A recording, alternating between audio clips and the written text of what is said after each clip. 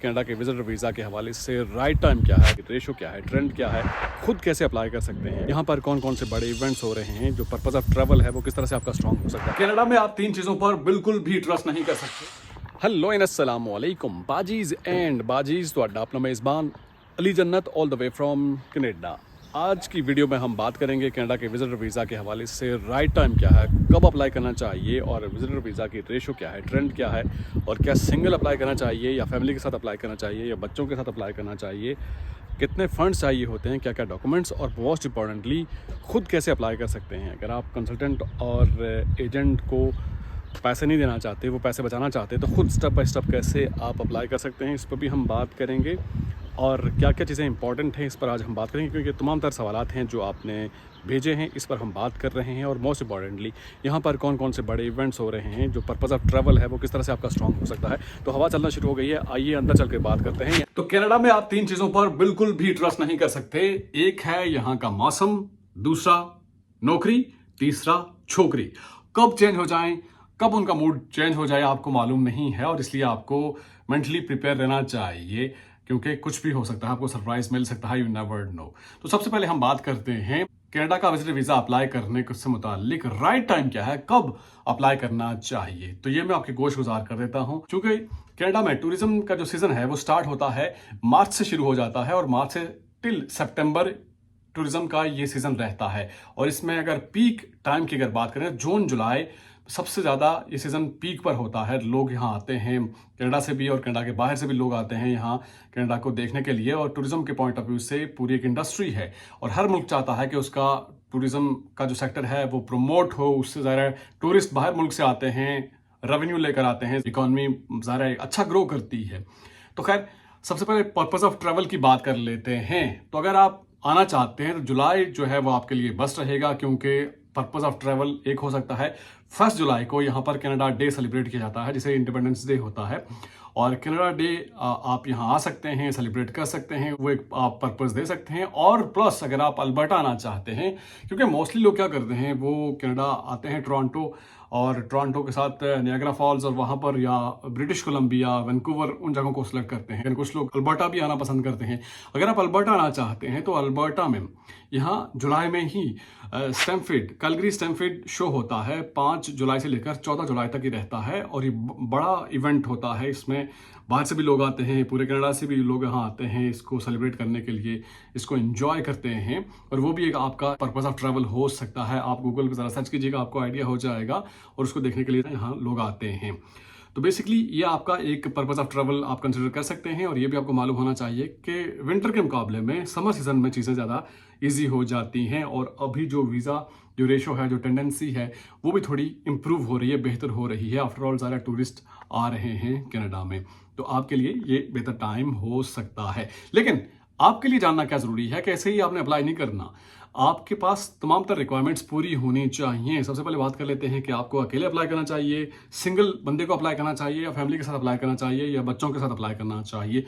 ये क्वेश्चन बहुत ही कॉमन है। आजकल जो चीज़ देखी जाती है जिस पे वीज़ा रिजेक्ट होता है, सबसे ज़्यादा जो आपकी फाइनेंशियल स्टेटमेंट होती है उसको ज़्यादा कंसिडर किया जाता है। और ट्रैवल हिस्ट्री और बाकी डॉक्यूमेंट्स और सारी चीज़ें वो तो ज़ाहिर है मैंडेटरी हैं, लेकिन सबसे ज़्यादा बैंक स्टेटमेंट आपकी प्रॉपर जेन्युइन होनी चाहिए, और उसको आपने सही मेंटेन किया होना चाहिए। आसान सी एग्जांपल मैं आपसे शेयर करता हूं कि लेट्स से 1 लाख आपकी सैलरी है, या बिजनेस है, उससे 1 लाख आ रहा है। मैं एक मिसाल के तौर पर दे रहा हूं, क्योंकि कम भी हो सकता है, ज़्यादा भी हो सकता है, वो आपकी ज़रा जो सिचुएशन है उस पर डिपेंड करता है।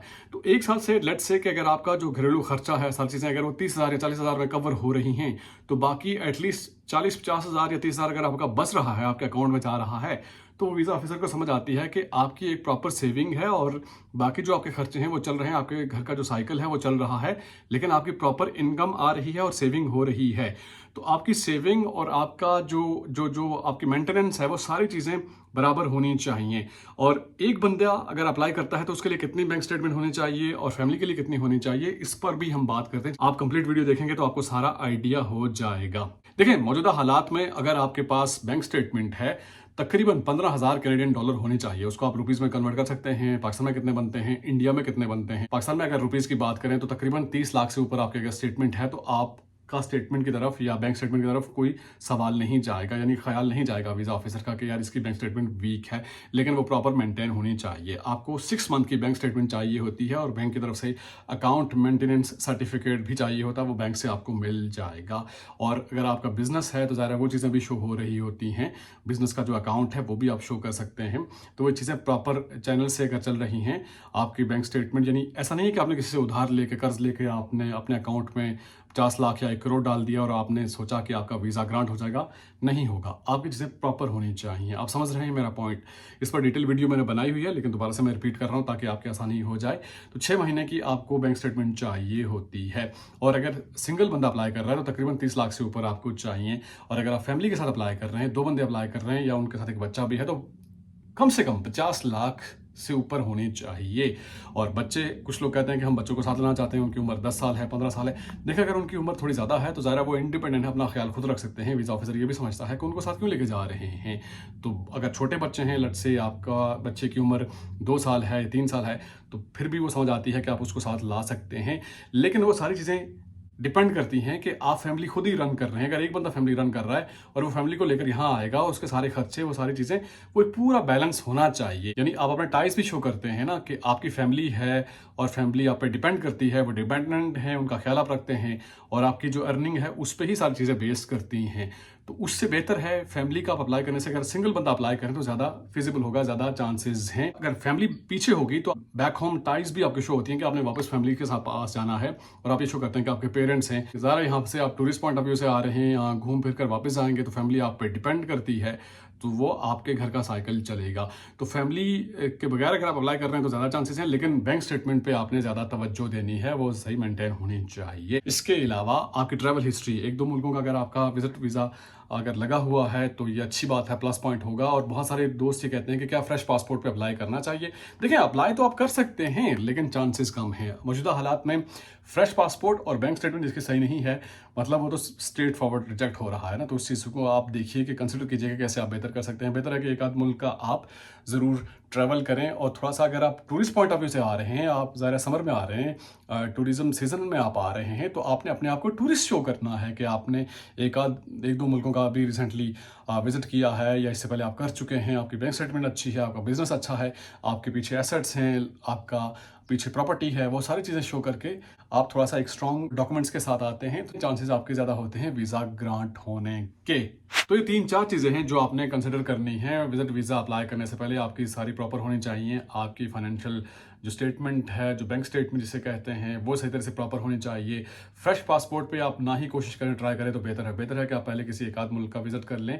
और उसके अलावा फैमिली के साथ भी आप कर सकते हैं, अगर आपकी सारी चीज़ें प्रॉपर हैं, टू द पॉइंट है, रिक्वायरमेंट्स पे आप पूरा उतर रहे हैं तो ज़रूर कीजिए। लेकिन उससे बेहतर है कि अगर आप सिंगल बंदे का अप्लाई करते हैं, लाइक अगर हस्बैंड वाइफ हैं तो उसमें से हस्बैंड का अप्लाई करें या वाइफ का अप्लाई करें, तो वो एक जेन्युइन चीज़ बनती है कि आप ज़रा, अगर वाइफ यहाँ पे आ रही हैं तो ये तो एक अंडरस्टूड है कि वो वापस जाएंगे अपने बच्चों के पास, अपने हस्बैंड के पास वापस आएंगे। इस तरह से अगर हस्बैंड आ रहे हैं तो वो भी एक अंडरस्टूड है कि वो वापस जाएंगे अपनी वाइफ के पास, अपने बच्चों के पास, अपने वालिदैन के पास।